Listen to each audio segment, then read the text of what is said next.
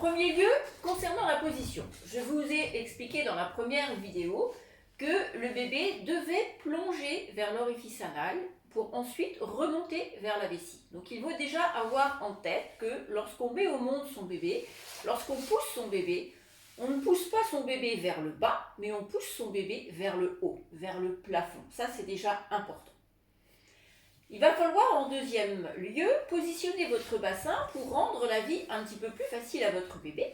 C'est-à-dire que si vous voulez qu'il fasse ce mouvement-là, il va falloir lui proposer un bassin rétroversé ou basculé avec le pubis vers le plafond.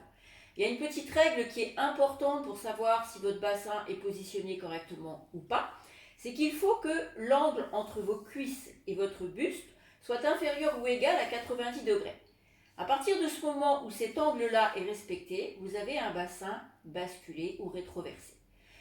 Dans la position traditionnelle, on verra d'autres positions plus tard, c'est-à-dire position gynécologique, on est installé en position semi-assise sur la table d'accouchement avec les pieds sur des cale-pieds. Je vais les laisser poser par terre.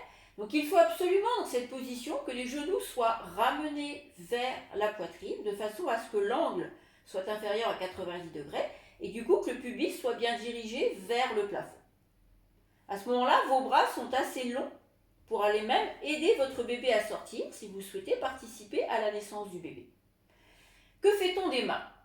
Les mains, on va pouvoir les positionner au niveau des genoux, avec les doigts vers l'intérieur, les coudes vers l'extérieur, ou alors utiliser les barres que certaines tables d'accouchement ont.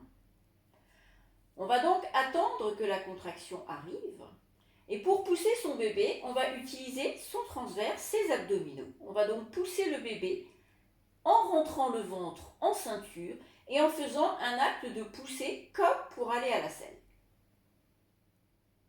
Pour ce faire, on va simplement repousser les genoux pour s'enfoncer dans la table et le fait de repousser les jambes vous permet de conserver un bassin bien positionné, pubis vers le plafond. Et on va utiliser ces abdominaux en rentrant le ventre et en poussant.